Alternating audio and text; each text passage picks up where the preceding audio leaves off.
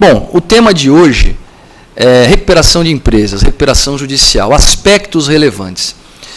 Vamos tentar fazer uma visão geral sobre a recuperação judicial, focando em alguns aspectos que, no meu ver, são mais importantes e que, segundo a minha ótica, merecem uma análise um pouco diferente do que a doutrina normalmente vem dando. Então, primeira coisa, quando a gente fala em recuperação de empresas, a gente tem que contextualizar o Instituto para bem analisá-lo. Hoje em dia, saber o direito, hoje em dia não, sempre foi assim, né? Saber o direito não é simplesmente saber o texto da lei. A gente acha que se a gente sabe o artigo de lei, decora o artigo de lei, é porque a gente sabe direito, né? Eu lembro que quando eu estava no começo da faculdade, e quando eu falava para as pessoas, eu faço faculdade ali na USP, você é bom em direito? Eu falava, estou estudando. Então, o que diz o artigo tal do código tal? Aí, se eu acertasse, era sinal de que eu sabia direito, né? Se eu não acertasse, eu não sabia direito. Depois, com o tempo, eu vim a perceber que memorizar artigo de lei é o que menos importa. Fosse assim, né, os réus em processo criminal que eu interroguei na vida seriam todos PhD. Porque uma das perguntas que a gente tem que fazer por lei no interrogatório do réu, no processo crime, o senhor já foi processado? Sim ou não? Quais os crimes? Aí o cara desfila um monte de artigos, né? 155, 157, 168, eu nem sabia, eu tinha que ficar anotando para depois pegar no código lá, né? Então seriam PhDs, segundo esse critério. Então, na verdade, nós temos, evidentemente, que conhecer o texto de lei, mas, para além do texto de lei, temos que conhecer o contexto em que o Instituto se insere, para que a gente consiga realmente compreender o Instituto, interpretar de maneira adequada esse Instituto e chegar a conclusões mais acertadas em relação à sua finalidade. É aquela história do compromisso que nós devemos ter com a finalidade do processo, com a finalidade do Instituto. Então, quando falamos em recuperação de empresas, nós temos que pensar num contexto maior da crise da empresa, né? É nesse contexto que se insere a recuperação. Para que existe a recuperação? Bom, nós temos a crise empresarial. E a crise empresarial é um dado da realidade, né? Não é a lei que vai mudar a existência ou não de uma crise empresarial. A crise é um fato, ela vai acontecer. E ela faz parte do ambiente empresarial. Aliás, o mérito do advogado, ou melhor, o mérito do empresário, muitas vezes é medido pela sua capacidade de superação de crises. Criatividade, inovação, dinamismo, proatividade. Para quê? Para crescer e para superar também situações de crise. Quando nós observamos, então, esse contexto da empresa e da possibilidade de crise, nós identificamos algumas situações muito determinadas, muito peculiares. A primeira situação é a situação da empresa que é boa, da empresa que é viável e que passa por um momento de crise. Uma crise conjuntural, não uma crise estrutural. E nós temos nessa empresa bons administradores, bons empresários, que conseguem, por sua própria força, superar essa situação de crise. Ele encontra, como nós costumamos dizer na linguagem econômica, né, uma solução de mercado para a sua crise. Ou seja, ele lança mão das inúmeras possibilidades econômicas e legais que estão à sua disposição, como, por exemplo, faz um empréstimo bancário, abre o capital, admite novos sócios, moderniza sua linha de produção, investe em propaganda, muda o seu foco de trabalho, enfim, ele faz alguma coisa que é suficiente, que é uma resposta adequada para a sua crise e com isso supera a sua crise. Esse é o melhor dos mundos. Por outro lado, nós temos aquela situação da empresa inviável que entra em crise. Uma crise, portanto, estrutural e não uma crise meramente conjuntural. Essa empresa, ela está em crise porque o seu produto não é bom, porque o serviço prestado não é querido socialmente, não é desejado socialmente, porque ela não exerce de maneira adequada a função que deveria exercer na condição de empresa. Ela não exerce a sua função social, entre aspas. Para essa empresa, a solução que a lei dá é a falência.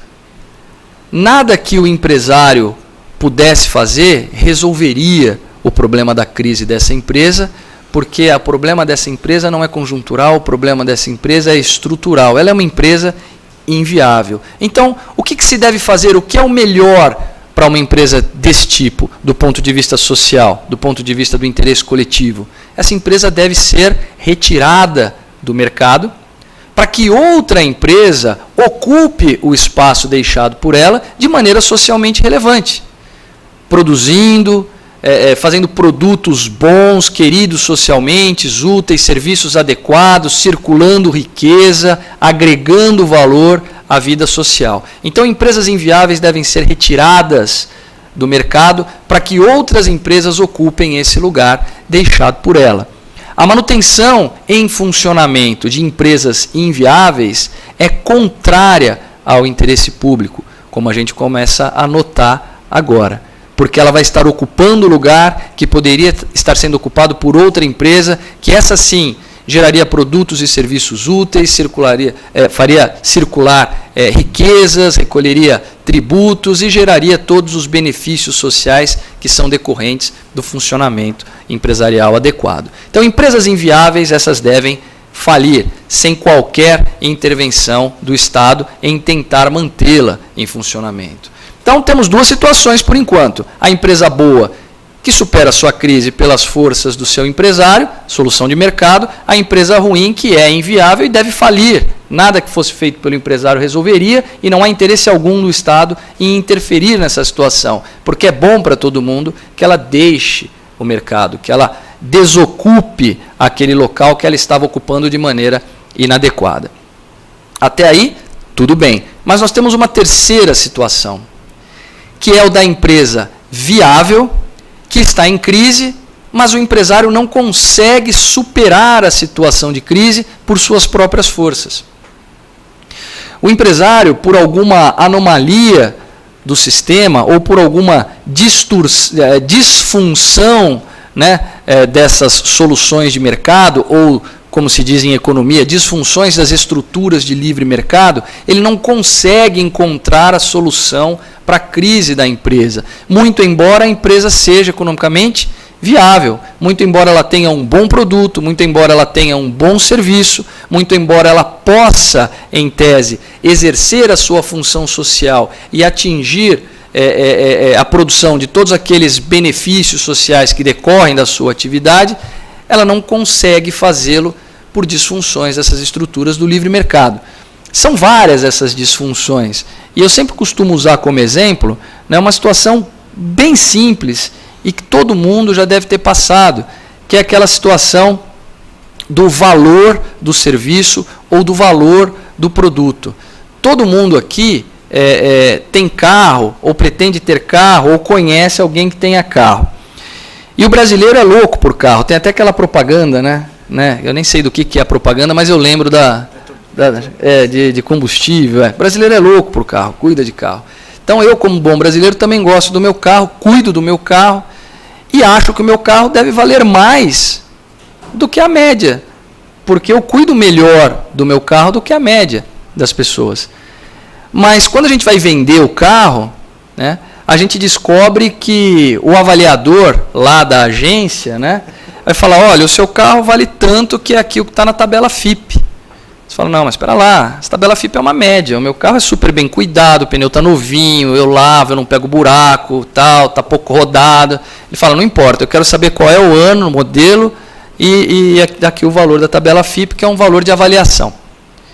Você já não gosta muito disso. E quando você vai vender efetivamente, você descobre que existe um terceiro valor para o seu carro, que é o valor que o mercado está disposto a pagar, que muitas vezes não chega sequer ao valor de avaliação. Então, para tudo na vida, nós achamos três valores, né? Aquilo que eu acho que vale, aquilo que um técnico em avaliação vai dizer que vale e aquilo que o mercado está disposto a pagar por ele, né? Muitas vezes esses valores não se encontram.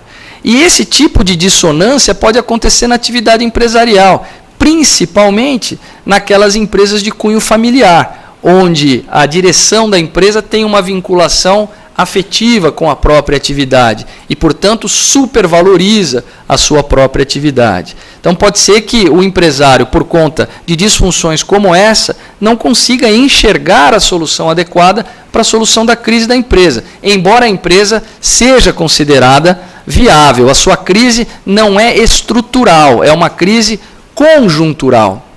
Nesse caso, se nada for feito, nós teremos a falência de uma empresa viável, com prejuízos sociais, porque uma empresa que produzia bons produtos, bons serviços, que exercia a sua função social, ou pelo menos poderia exercer a sua função social, deixará de existir. E todos aqueles benefícios relevantes que são decorrentes da sua atividade deixarão de existir, como postos de trabalho, como a circulação dos produtos, serviços e riquezas, como o recolhimento de tributos, etc. É nesse momento que o Estado entra em ação. É nesse momento que nós começamos a pensar no processo de recuperação judicial de empresas. Portanto, aqui, uma primeira conclusão importante. O processo de recuperação judicial de empresas, que é isso que nós vamos analisar hoje, ele se destina à recuperação de empresas viáveis, que passam por crises conjunturais e não crises estruturais. A viabilidade da empresa é um pressuposto lógico do processo de recuperação judicial. Traduzindo em termos processualísticos, é um pressuposto processual específico do processo de recuperação de empresas. Para que o processo de recuperação se forme e se desenvolva de maneira válida, deve estar presente a viabilidade da empresa. E uma segunda conclusão, importante também, empresas inviáveis devem falir. Vale dizer, a falência não é um mal em si mesmo. A gente tem a tendência de falar, falência, credo, falência é ruim, não, falência deve ser evitada a qualquer custo. A falência não deve ser evitada a qualquer custo. A falência é a solução adequada para empresas inviáveis. Nós não temos que evitar a falência de uma empresa inviável, nós temos que decretar a falência e retirá-la do mercado. Empresas viáveis devem ser recuperadas, as inviáveis devem ser retiradas do mercado. Portanto, viabilidade é pressuposto processual, é pressuposto lógico do processo de recuperação de empresas. E aqui já começo com uma observação. O processo de recuperação de empresas começa com uma petição inicial.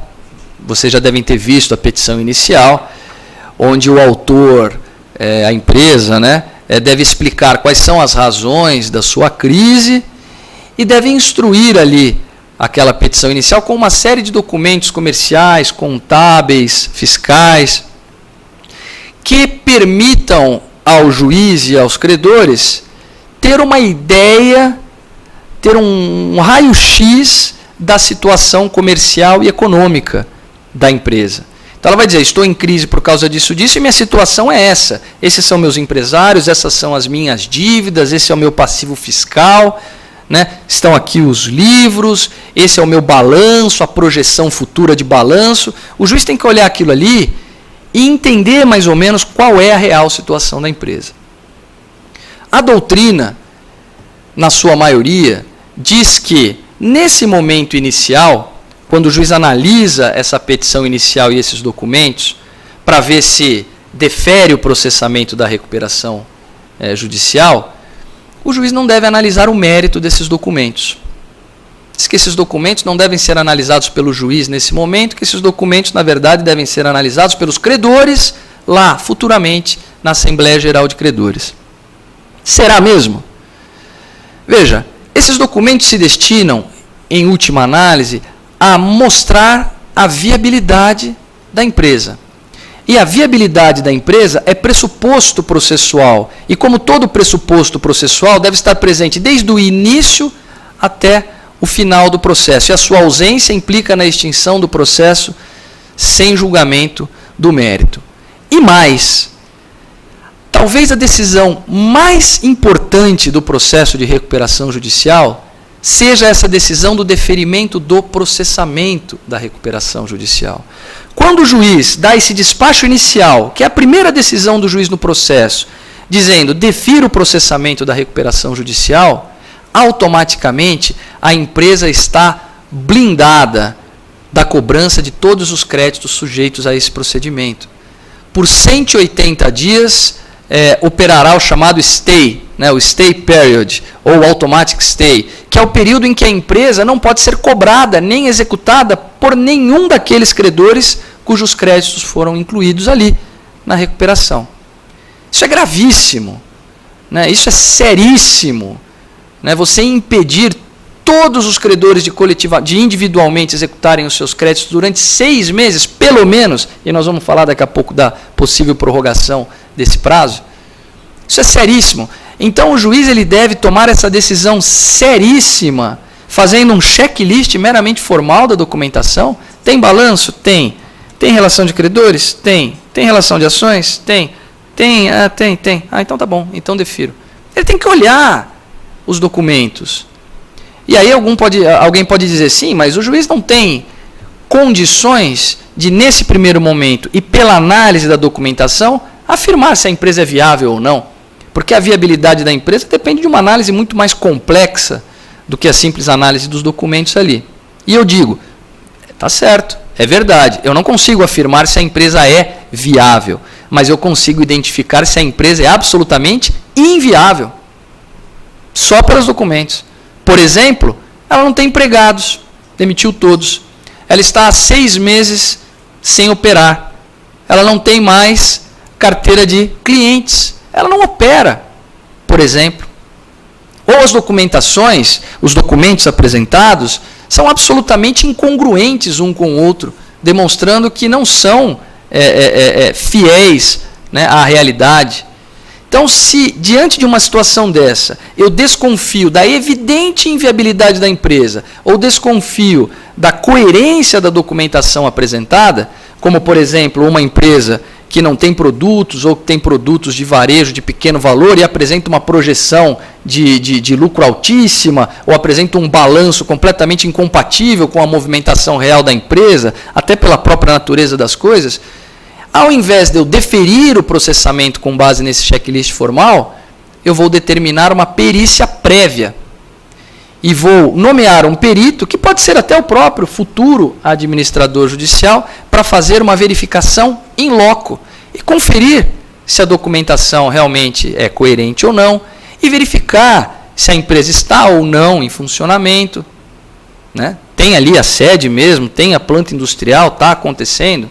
Ok. Se estiver, vamos dar a possibilidade da recuperação da empresa. Mas se nesse momento eu já descobrir de cara que ela é absolutamente inviável, não tem por que deferir o processamento de uma recuperação dessa natureza. Deferir o processamento de uma recuperação dessa natureza significa manter em funcionamento artificialmente aquela empresa inviável. Lembra da história do começo que a gente estava conversando? Manter no mercado uma empresa que não exerce a sua função social. Manter no mercado uma empresa que não consegue gerar todos os benefícios que se espera do seu funcionamento. E quem é que paga a conta disso? Todo mundo. Todos nós, não só os credores daquela empresa, mas os consumidores em geral. Por quê? Porque aqueles credores não vão conseguir receber os seus créditos.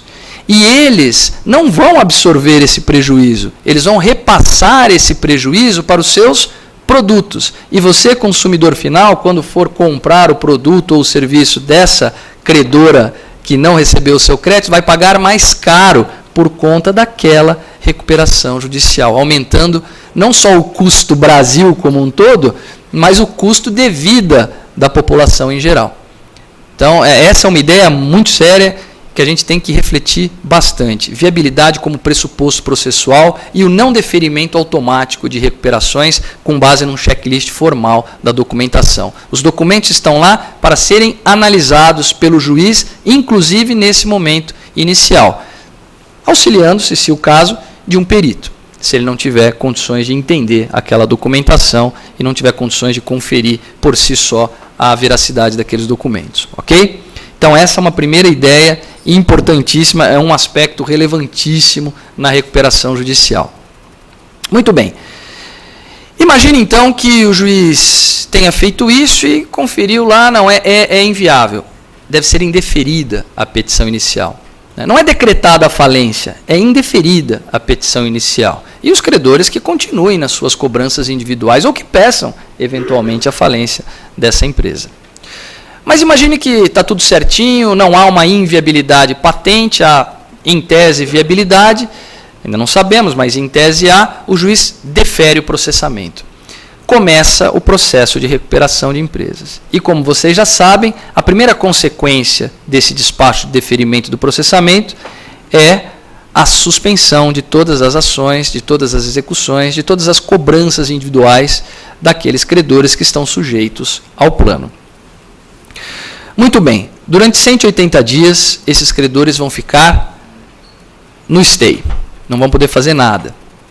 Vão ficar aguardando o que durante 180 dias? Vão ficar aguardando a realização da Assembleia Geral de Credores, ocasião em que eles terão a oportunidade de deliberar sobre o plano de recuperação a ser apresentado pela empresa e dizer se concordam ou não com isso. Esse prazo de 180 dias não foi tirado do nada.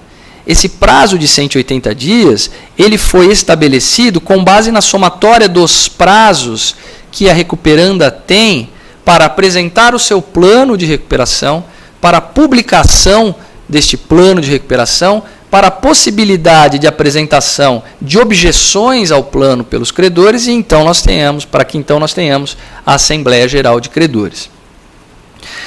Daí, uma outra questão relevantíssima.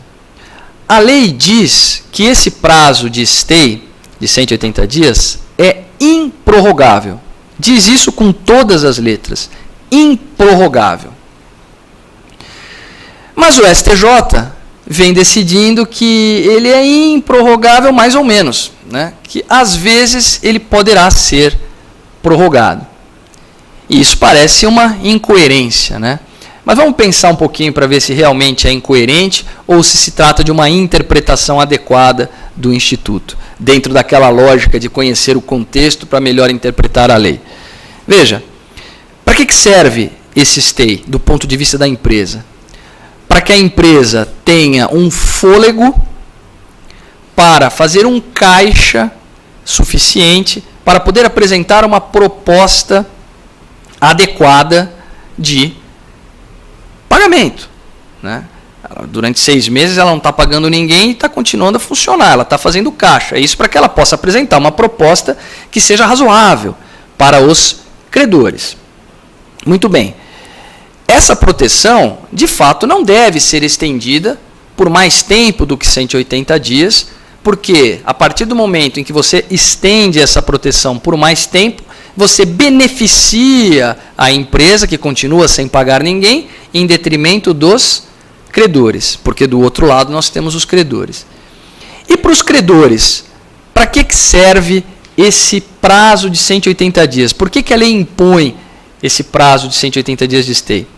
Porque se ela permitisse que os credores pudessem continuar nas suas execuções individuais ou ajuizamento de ações individuais, isso criaria um ambiente do salve-se quem puder, e quem chegar primeiro ganha, o que levaria ao destroçamento da empresa em questão de meses.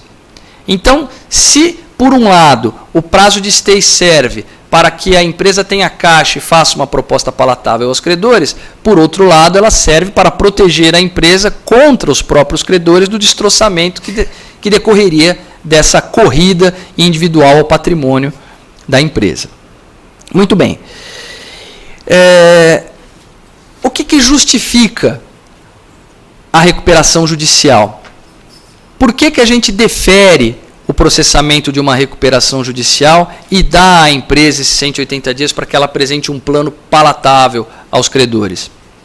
Porque nós queremos manter em funcionamento a empresa, não porque gostamos da empresa ou gostamos do empresário, porque estamos pensando em gerar ou manter todos os benefícios sociais que decorrem do funcionamento da empresa. Circulação de bens e riquezas, criação de empresas, criação de empregos, recolhimento de tributos, etc, etc, etc. Então nós temos que exigir da empresa um comportamento compatível com a proteção processual recebida e compatível, ao mesmo tempo, com o objetivo da recuperação judicial. Daí eu venho falando, e já chego na questão da prorrogação ou não do stay, daí eu venho falando do princípio do balanceamento de ônus na recuperação judicial. Todo mundo lembra dos ônus que o credor deve suportar, porque os ônus que o credor suporta na recuperação são bastante evidentes. Ele fica 6 meses sem poder cobrar e depois vai ter que votar um plano que muitas vezes vai implicar em dilação de prazo, em redução de pagamento, enfim. Esses ônus são bem evidentes. Mas e os ônus da recuperanda? O que ela deve suportar em troca de receber esta proteção no prazo de 6 meses e a possibilidade de aprovação de um plano de recuperação? A recuperanda, ela tem ônus de 2 ordens. Ela tem ônus materiais e ônus processuais. Quais são os ônus materiais ou empresariais? Ela tem que agir de acordo com a finalidade última do processo de recuperação. Por que nós estamos ajudando a empresa? Para que ela gere empregos, para que ela produza, para que ela circule riquezas, para que ela recolha tributos, todos os benefícios sociais decorrentes da sua atividade. Então, pergunto a vocês, faz algum sentido uma empresa em recuperação demitir os seus funcionários? Faz algum sentido uma empresa em recuperação encerrar a sua atividade? Ou não ter atividade? Não recolher tributo? Veja, não, mas de repente o problema da empresa é que ela está muito grande, está inchada, ela tem que demitir funcionários. Bom, ela tem que demonstrar, então, que a demissão de funcionários tem estrita relação com a sua crise e, no momento de demitir os funcionários para adequar o seu quadro de funcionários à sua realidade, tem que cumprir todas as suas obrigações legais. Não é simplesmente mandar embora o funcionário e falar, vá procurar os seus direitos. Tem que pagar todos os encargos sociais, as indenizações devidas. Ora, ela está recebendo essa proteção estatal e é assim que ela devolve para a sociedade essa proteção estatal, demitindo todo mundo, não recolhendo os tributos, não produzindo? Não. Então, nós temos que fiscalizar o cumprimento da empresa de seus ônus empresariais. Quem vai fazer isso? Evidentemente, o administrador judicial. Ele tem o dever de fiscalizar a empresa. Não é administrar a empresa, mas estar por dentro do que a empresa está fazendo. Qual é a destinação desse dinheiro? Vocês estão trabalhando sem pagar ninguém. Para onde está indo esse dinheiro? Vocês estão fazendo um caixa para fazer o pagamento do pessoal? Ou vocês estão comprando helicóptero, indo para Miami? O que vocês estão fazendo com esse dinheiro? O administrador tem que fiscalizar.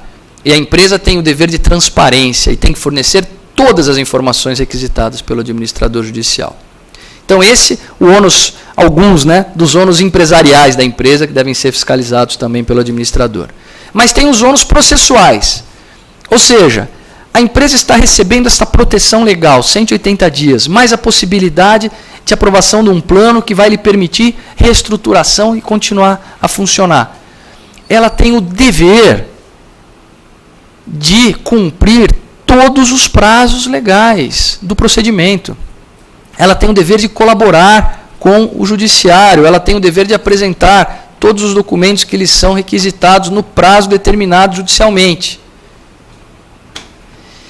Se ela não cumpre os prazos processuais, qual seria a principal consequência? Ela vai atrasar a realização da Assembleia Geral de Credores, quando, por exemplo, ela não cumpre o prazo para a apresentação do plano. Quando, por exemplo, ela não recolhe as custas para a publicação do edital, ela atrasa a publicação do edital, ela não devolve o processo em cartório porque tomou encarga e ficou 1 mês com ela. Né? Se os prazos procedimentais não são cumpridos, fatalmente nós não conseguiremos fazer a Assembleia Geral de Credores no prazo de 180 dias. Né? E se não temos a Assembleia no prazo de 180 dias, temos que pensar, vamos prorrogar esse prazo de 180 dias e a proteção legal, ou vamos deixar que as execuções individuais prossigam normalmente? Vejam, Se a empresa não cumpre o seu ônus processual e ela deu causa ao atraso na realização da Assembleia Geral de Credores, nós temos que primeiro analisar de qual ordem é esse descumprimento. É um descumprimento deliberado que demonstra uma má vontade ou uma má fé da empresa? Se for esse o caso, é caso de conversão em falência. Essa é a consequência adequada pelo descumprimento desse ônus fundado na má fé. Se o descumprimento desse ônus não é fundado na má fé, mas é atribuído à empresa, a sua desídia, a sua negligência, é por culpa dela, nós não vamos prorrogar o prazo. Vou deixar que a Assembleia Geral aconteça posteriormente a 180 dias, mas não vou prorrogar o prazo de proteção. Consequência disso, primeira consequência, os credores poderão prosseguir nas suas execuções individuais ou cobrarem individualmente. E segunda consequência, o plano, ainda que aprovado numa assembleia ocorrida posteriormente ao prazo, sem que tenha havido a prorrogação da proteção, vinculará apenas aqueles que concordarem com ele. Aqueles que não concordarem com o plano não estão sujeitos ao plano, porque a lei dá a eles a possibilidade de execução individual, de prosseguimento das suas ações individualmente em relação aos credores. Consequências gravíssimas que podem colocar em risco o próprio sucesso da recuperação. Mas, se o atraso não se deve ou não pode ser atribuído de forma alguma à recuperanda, mas sim à burocracia judiciária, não prorrogar a proteção até a realização da Assembleia Geral de Credores vai significar matar a possibilidade da recuperação da empresa sem que ela tenha culpa, sem que ela tenha descumprido os seus ônus. Ela fez tudo o que ela tinha que fazer direitinho. Quem atrasou foi o juiz, quem atrasou foi o cartório. Ela apresentou o plano no prazo, só que o cartório, pelo movimento, pela burocracia, por desatenção, por qualquer motivo que seja, encaminhou para publicação 2 meses depois. A empresa vai ser prejudicada por isso? Não. E aí a pergunta, poxa, mas a lei diz que é improrrogável. E aí eu faço a seguinte análise analógica. O prazo de contestação também é improrrogável, de 15 dias, não é? O prazo de citação, segundo a lei, também é improrrogável, dizendo que pode ser prorrogado até 100 dias no máximo, e a partir daí a citação ocorrida depois disso não faz com que retroaja a interrupção do prazo prescricional. Mas nos 2 casos, a lei diz que se a citação atrasou não por culpa do autor, ela ocorreu 200 dias depois, porque o oficial de justiça não foi atrás do réu, mesmo ocorrendo 200 dias depois, vai haver a retroação. Né? Se a citação ocorreu de maneira irregular, ou melhor dizendo, se a citação ocorreu de maneira adequada, o sujeito apresentou a contestação no prazo, mas essa contestação foi juntada 5 meses depois aos autos, ninguém duvida que não há revelia. Né? Ninguém duvida que não há revelia. Ninguém duvida que a própria lei diz que haverá interrupção da prescrição no primeiro exemplo. Ora, nós temos vários exemplos na lei em que se interpreta de maneira adequada e se chega à conclusão de que, muito embora a lei diga que algo é improrrogável, essa improrrogabilidade deve ser interpretada de maneira adequada. É o que o STJ tem feito. Então ele tem afirmado, trocando em miúdos, que se o atraso na realização da Assembleia não se deve à culpa da empresa, não pode ser atribuída à empresa, o juiz deve prorrogar esta proteção legal até a data da Assembleia Geral de Credores. Mas essa é uma situação absolutamente excepcional. E ela não deve ocorrer com frequência mesmo. Por quê? Porque outro dever do administrador judicial é fiscalizar também os ônus processuais da recuperanda. O administrador judicial tem muito melhores condições do que o cartório e do que o juiz para fiscalizar o cumprimento dos prazos da recuperanda. Ele está acompanhando aquele processo muito de perto. Ele é o administrador judicial. Então ele tem que alertar a recuperanda acerca dos seus prazos e alertar o juiz também acerca da proximidade dos prazos. Olha, a recuperanda, tenho conversado com ela, tem 15 dias para ela apresentar o plano e até agora ela não me mostrou nada. O juiz vai ficar no pé da recuperanda. para ficar muito claro para a recuperanda que se ela não apresentar, ela vai sofrer todas as consequências da sua inação, inclusive com a possibilidade da conversão em falência imediata daquela recuperação. Ou, na melhor das hipóteses para ela, a não prorrogação do stay period para até a realização da Assembleia Geral de Credores.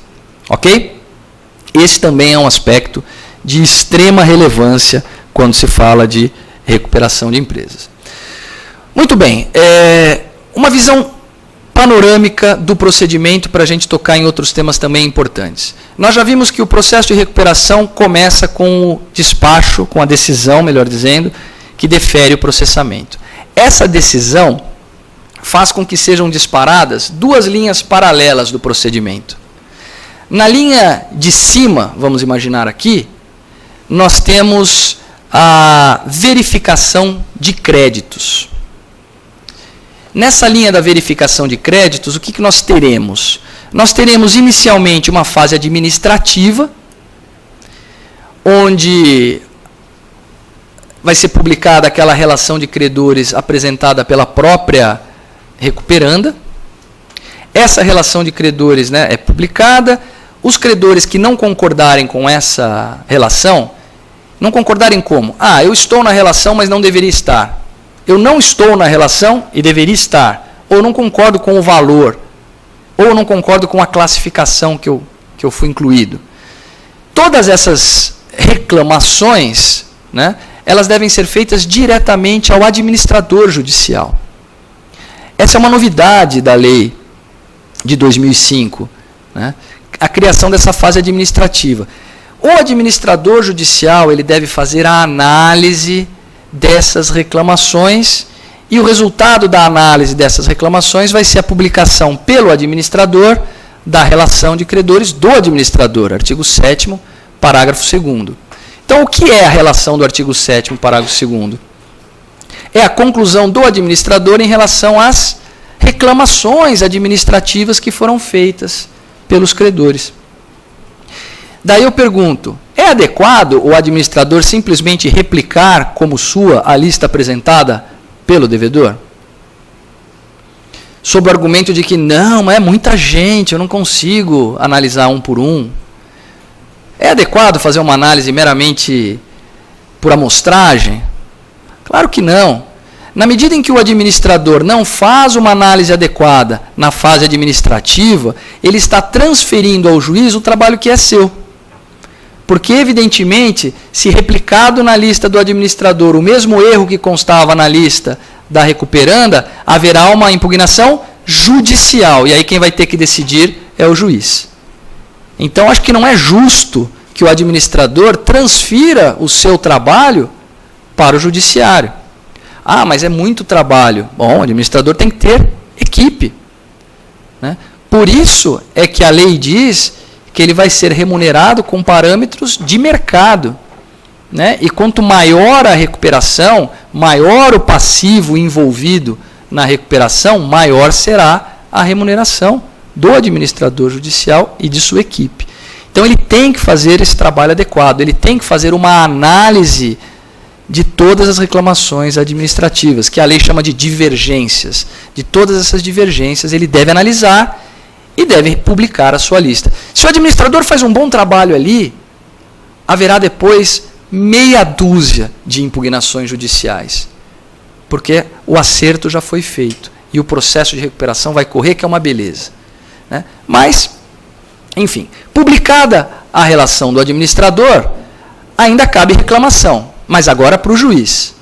Então, o administrador não acolheu a minha pretensão, o administrador não analisou a minha pretensão, ou mesmo eu não fiz nenhuma reclamação administrativa, estou fazendo agora, porque para tudo tem prazo, esse é um outro problema. Menos para habilitação de crédito, né, em falência, recuperação, né, a lei estabelece prazo para tudo, mas daí é possível habilitação retardatária, sine die. Mas enfim, vem lá as impugnações judiciais. O juiz vai julgar essas impugnações judiciais e qual vai ser o resultado dessas impugnações judiciais? A publicação do quadro geral de credores, que é a definição daqueles que estão sujeitos à recuperação. Então vejam, há uma depuração progressiva.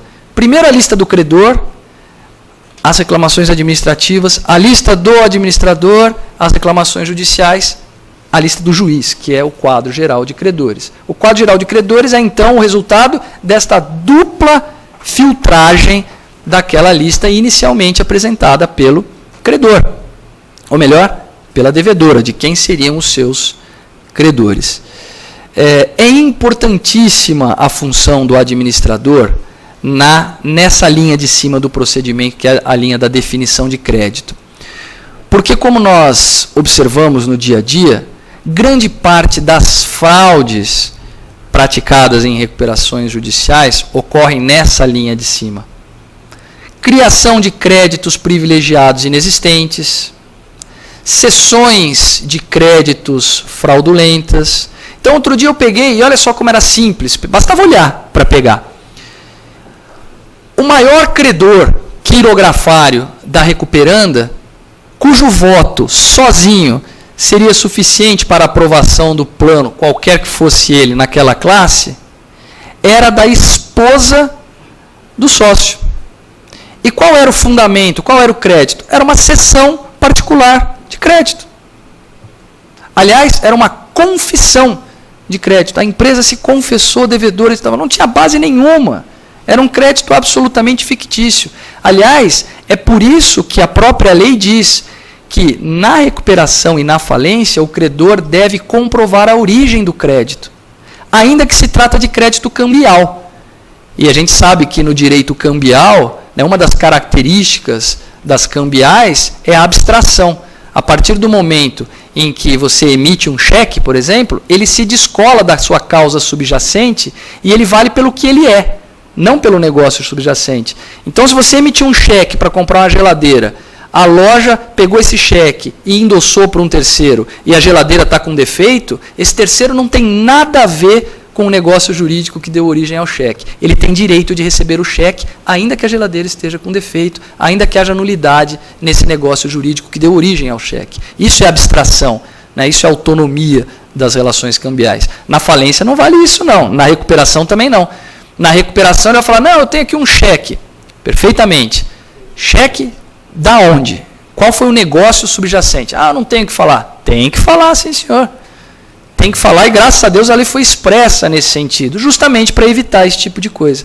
Então, veja, basta olhar para ver. Se você não olha, simplesmente replica, e se ninguém impugna posteriormente um crédito desse, porque também é uma tônica nesse tipo de processo, o absenteísmo dos demais credores, os credores eles entregam na mão de Deus, a maioria deles, né? Quando entra com a recuperação, fala, ih, já foi, não vou receber nunca mais, e nem acompanha o processo. Então, a chance de ninguém impugnar um negócio desse é grande.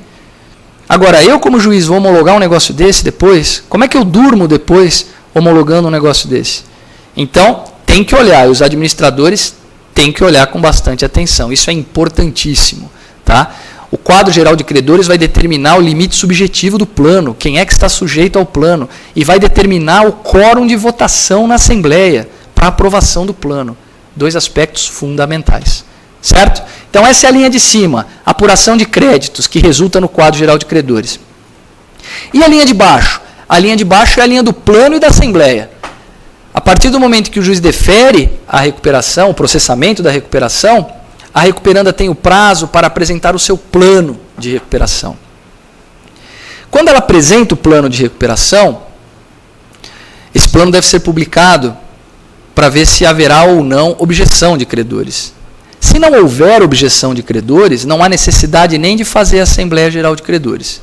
Se ninguém objetou o plano, ele se considera aprovado automaticamente. Se alguém objetar o plano, há necessidade de se designar uma Assembleia Geral de Credores. Qual é o limite da objeção do plano? Como é que deve ser feita a objeção do plano? Vamos falar disso e depois vamos falar dos poderes do juiz na Assembleia e aí encerramos. Será que é qualquer objeção? Será que a objeção é uma palavra mágica, né? Abracadabra e a porta da Assembleia se abre? Evidente que não. A objeção tem que ter conteúdo e tem que ser feita no prazo previsto por lei.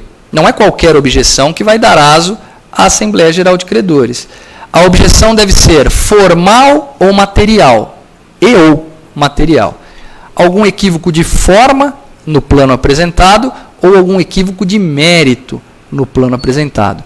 Equívoco entre aspas, porque quando se trata do mérito, nós subdividimos a impugnação em duas partes, legalidade e oportunidade.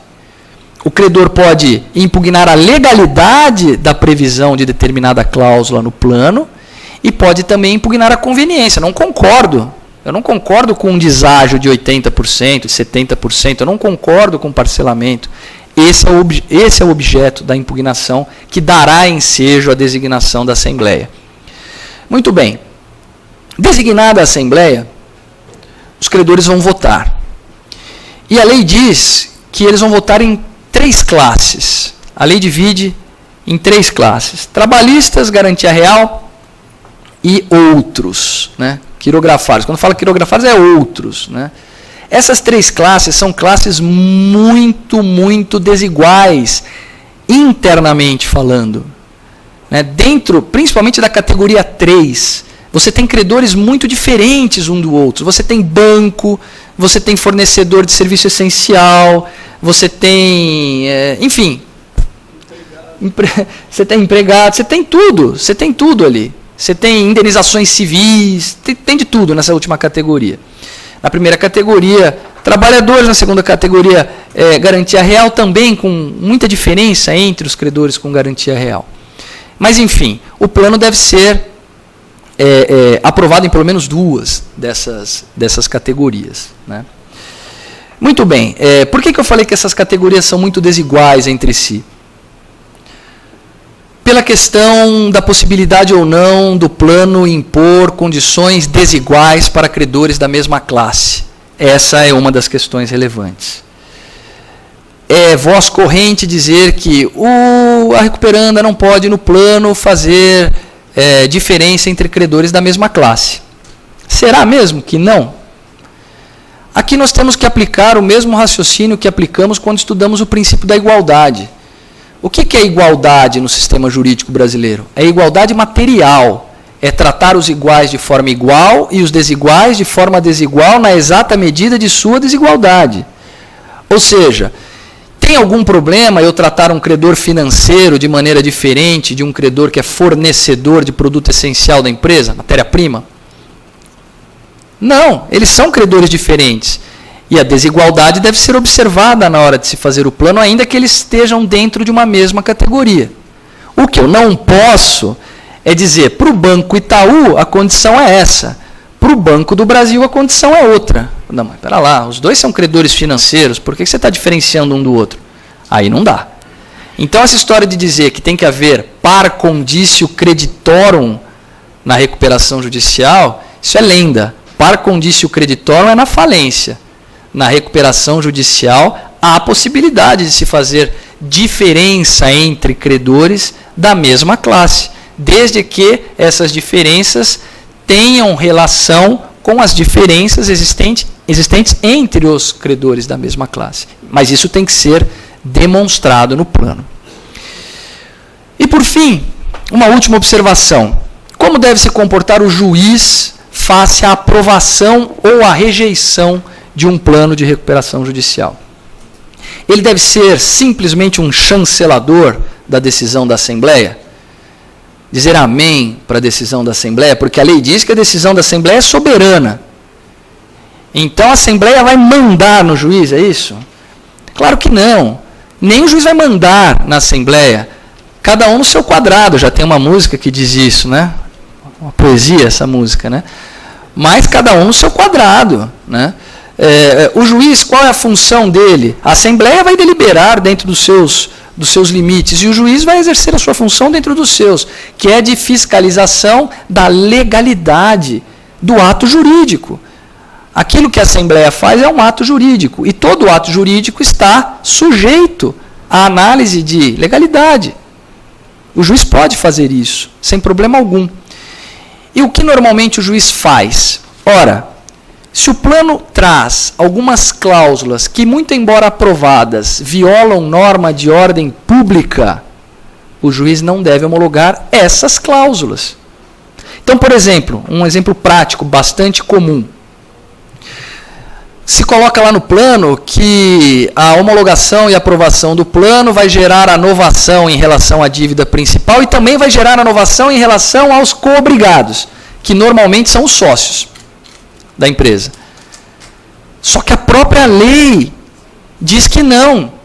Então, como é que eles vão deliberar contrariamente ao que diz a lei? A lei diz que não há novação em relação a coobrigados.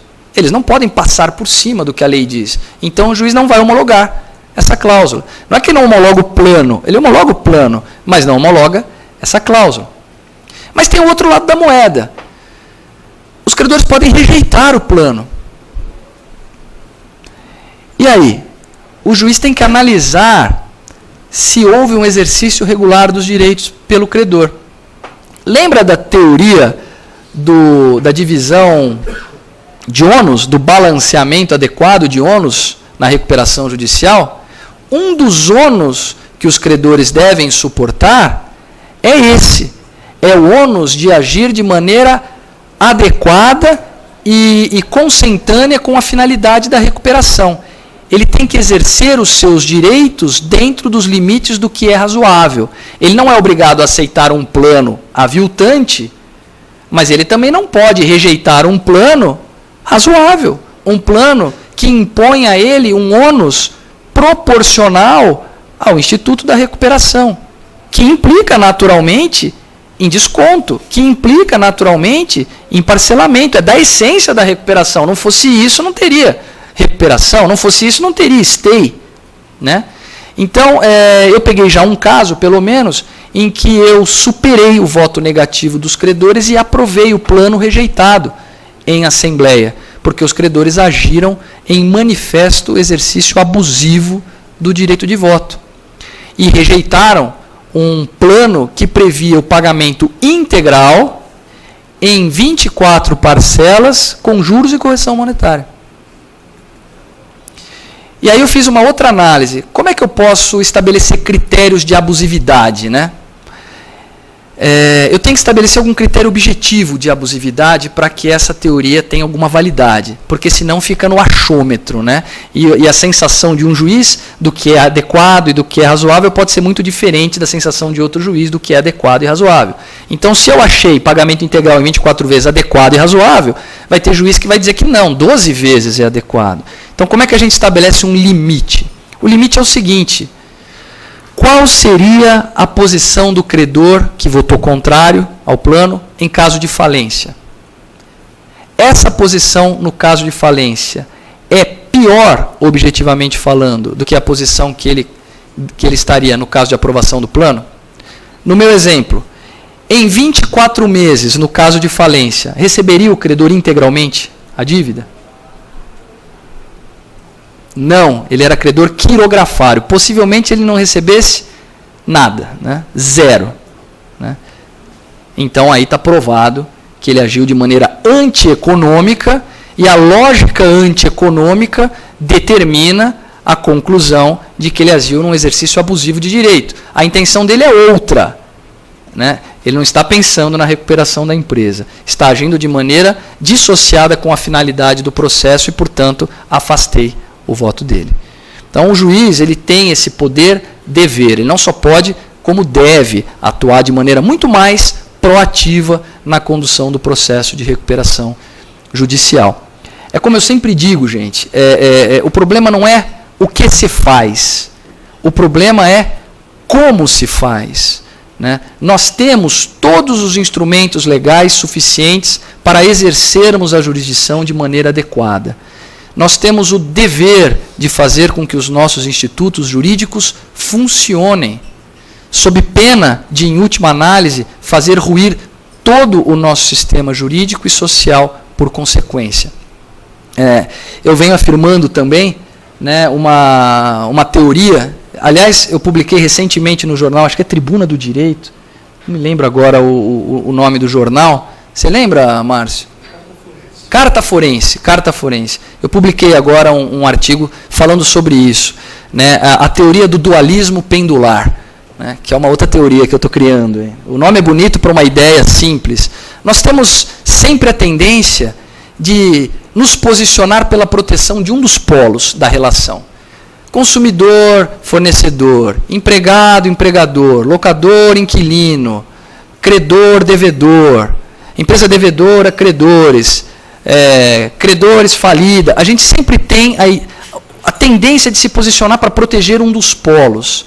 Só que na medida em que essa proteção, muitas vezes legítima e que deve ser deferida a um dos polos, torna inviável ou inefetivo o próprio objetivo do Instituto, o que vai acontecer no médio prazo é o abandono completo da população por esse tipo de solução de litígios. Então, se numa ação de cobrança nós protegemos tanto o devedor, a ponto que torna-se inviável ao credor conseguir receber um crédito que lhe é devido pelo instrumento da ação judicial, ele vai buscar outros instrumentos de cobrança. E aí, fora do judiciário, não há proteção a direito algum do devedor. Ele vai contratar um cobrador que vai lá, enche de porrada o devedor e pega o dinheiro dele na marra, rapidinho, no mesmo dia, sem respeito a qualquer direito do devedor. É como o remédio, né? Se dado em dose errada, pode se tornar um veneno. Então nós temos que superar o dualismo pendular e colocar o foco não mais nos polos da relação, mas na efetividade do sistema. Nós temos que interpretar e aplicar a lei pensando em fazer o Instituto funcionar. Qual é a melhor interpretação que eu devo dar a esse Instituto no sentido de fazer com que ele funcione? Essa é a interpretação correta. São vários os tipos de interpretação, são várias as conclusões que nós chegamos, várias e diversas as conclusões que nós chegamos, conforme o tipo de interpretação. Finalística, deontológica, literal, sistemática, cada uma pode te levar a uma conclusão. Qual é a conclusão correta? A conclusão correta é aquela que prestigia a eficiência do sistema. É isso que eu proponho com essa teoria do dualismo pendular.